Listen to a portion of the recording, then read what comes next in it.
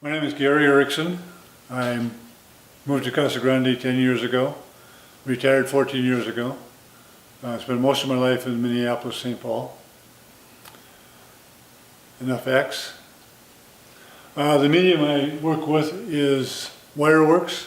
I wrap and weave, primarily cabochons. Anything else I want to wrap. I can't draw a stick man.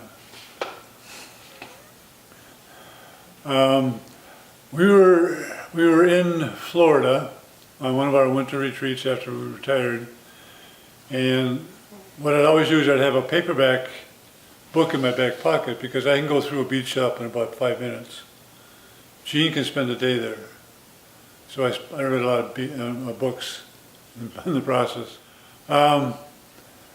We were in Cocoa Beach, the town of Cocoa, and I saw this guy in the back of the bead store, and he was busy doing something with his hands, so I had to go check it out. And he was sitting back there wrapping shark's teeth with silver and gold and whatever he felt like doing. So I had all kinds of time to kill, so I talked to him, and he was telling me about how great it was. And he traveled up and down the coast selling all these wrapped shark teeth.